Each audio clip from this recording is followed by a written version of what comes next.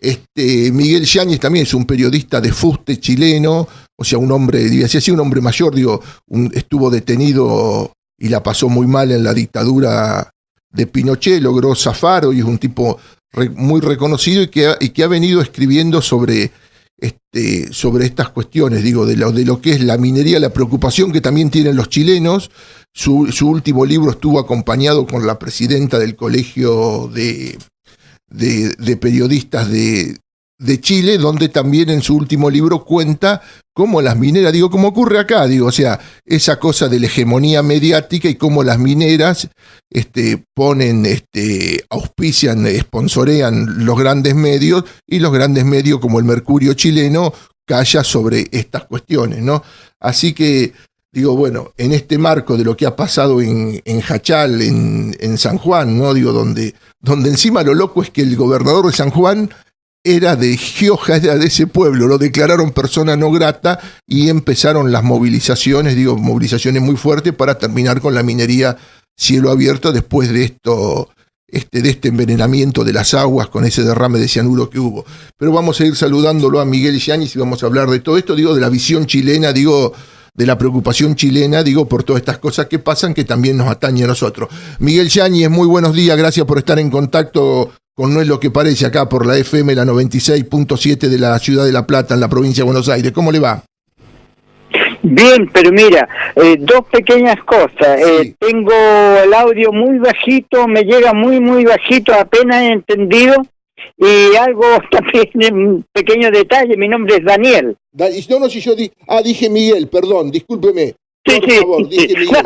No te preocupes. Dije Miguel, Daniel Yáñez Allende. Sí, discúlpeme, sí. No sé por qué se me pegó, pero lo tenía, qué bárbaro. Encima lo tenía escrito y todo acá en la computadora bien, y no sé por qué cuando arranqué dije Miguel, no sé. Y acá lo tengo, distorsionan la democracia, el libro suyo, el último libro suyo. Sí. Pero bueno, cuéntenos, ¿cómo ven ustedes, con qué preocupación ven ustedes los chilenos, toda esta enorme movida de la Barry, que es Pasalama, y del lado argentino el Veladero, ¿no? Sí, mira, eso tiene en realidad dos vertientes muy grandes, ¿eh? Por una parte, lo peligroso de la explotación proyectada en la forma que ha sido proyectada, absolutamente peligrosa, destructiva del medio ambiente. De hecho, ya hay glaciares que, si quieren su primera fase de exploración y puesta en marcha de las primeras instalaciones, ya hay glaciares destruidos, pero definitivamente.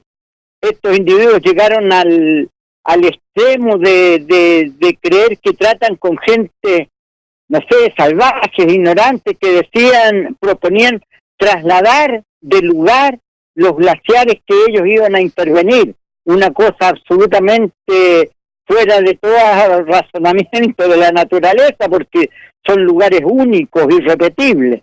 Entonces, por una parte está eso, pero por otra, algo muy cierto, que detrás de esto también se puede, o sea, de hecho, están denunciados en un tribunal de Nueva York, porque es una gigantesca estafa a los inversores que están financiando las acciones proyectadas de Barrick. ¿Y cómo es eso, de que, estamos hablando de una empresa global, los inversores ahí los inversores, no son ni usted ni yo, con 100 pesos, son inversores también globales, ¿cómo es eso, de que aparte de la cuestión ambiental, encima estafadores globales? Exactamente, mira, primera vez que escucho esa definición, pero de estafadores globales les viene muy bien, y están denunciados actualmente en el Distrito Sur de Nueva York. Glancy, Vinco y Goldberg se llama el estudio de abogados que presenta esta demanda por la gente que están afectadas, porque ellos poco a poco han ido aumentando la inversión necesaria para poner en marcha el yacimiento, que efectivamente contiene las reservas de oro más grandes que se conocían en el mundo. Entonces, pero eso ya ha llegado a cantidades estratosféricas, y y bueno, hay gente que se siente lesionada en sus intereses y que han hecho la demanda. Digo, pero volvamos a lo ambiental, digo, cuéntenos usted, digo, qué significa, digo, qué es esa cosa enorme, qué es Pasalama, que se comportan, digo, más que como una empresa, digo así, binacional, porque involucra con convenios y contratos con los dos estados, se comportan como una propia nación ahí en la cordillera, digo, con seguridad propia, digo, para un día de esto justicia propia también, ¿no? Mira, aquí hay todavía un tema, pero extraordinariamente grave, pero gravísimo, porque si bien es cierto, la empresa Barrick y con su partener argentino constituyen una sola gran faena y un proyecto de explotación, logran sacar adelante lo que les permitiría regularizar el aspecto legal de esta explotación, y eso se traduce en el Tratado Minero de Complementación chileno-argentino. Pero hay una curiosidad que extraordinaria y que no ha sido explicada. Resulta que el tratado cubre una superficie de más de 4.000 kilómetros, o sea, toda la cordillera de los Andes, prácticamente con su infinidad de yacimientos aún no descubiertos, están bajo la jurisdicción de ese tratado que, como tú bien decías, constituye un país virtual, un país que puede tener sus propias leyes, todo particular como un nuevo estado.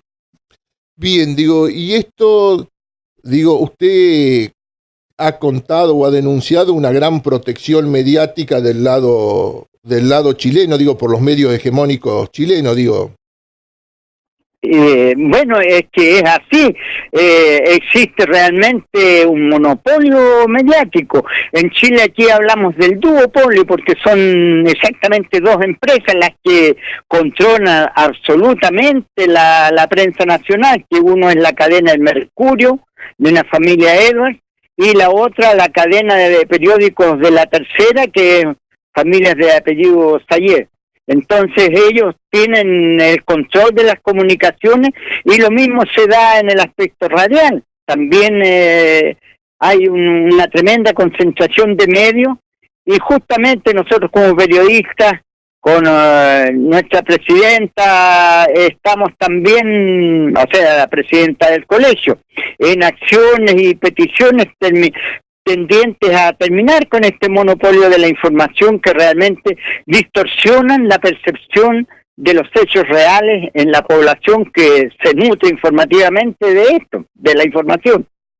Bien, digo, ¿y cómo se puede avanzar, digo, pensando, digo, bueno, las posibilidades, digo, de poder popular, digo, cómo se puede avanzar, digo, para detener, digo, porque acá también, digo, debería haber acciones conjuntas de movimientos sociales, digo, de políticos de ambos países, digo, cómo se puede avanzar, digo, para detener esta locura, que es la destrucción, digo, que más allá, digo, de llevarse los minerales de ambos países, la destrucción de los glaciares, la destrucción del medio ambiente, de zonas, digo, que no debería ocurrir eso, ¿no?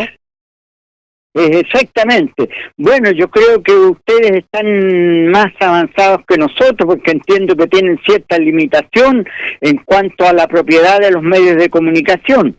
Actualmente nosotros luchamos porque haya una ley en tal sentido, porque, como te digo, es gravísimo que con ese tratado binacional tengan un control absoluto prácticamente sobre toda la cordillera de los Andes y riquezas que ella encierra, que aún son desconocidas.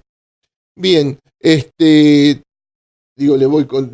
recuerdo que estamos hablando, ahora sí lo voy a decir bien, con Daniel Yáñez Allende, que es el autor de Distorsionan la democracia. Digo, anteriormente ha escrito libros, y hasta, digamos, por el tema del cobre en Chile, digo, y ha escrito esto donde él habla de vinculación fétida entre los medios de comunicación y la gran minería transnacional y el poder político. Y le pregunto esto, digo, a ver, digo, uno desde acá, desde Argentina, cuando digo, a ver, voy a decir así, cuando uno piensa en Lula, piensa en Evo Morales, piensa en Correa, piensa en Dilma, digo, y piensa en Bachelet en Chile, piensa, digo, en gobiernos progresistas, digo, que van a tener atención en algunas cosas. Digo, ¿cómo se comporta, digo, el gobierno de la Concertación respecto a esto? Bueno,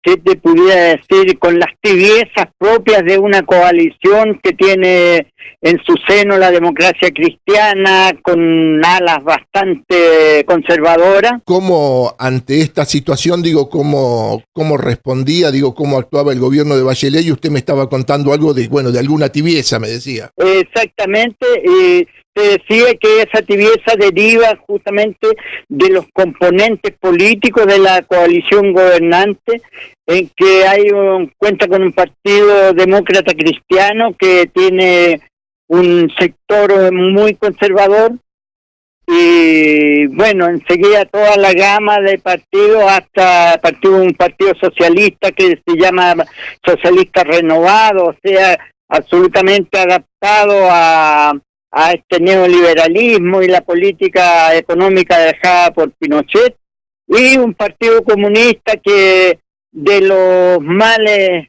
saca el menor, porque aun cuando mantiene sus postulados, pero también apoya el actual programa de gobierno, porque es una razón política, digamos, es la forma de hacer avanzar un poco las ideas más progresistas, porque quizás por la dominación de los medios de prensa y todo esto, tenemos una población que mayoritariamente se inclina por esta solución intermedia.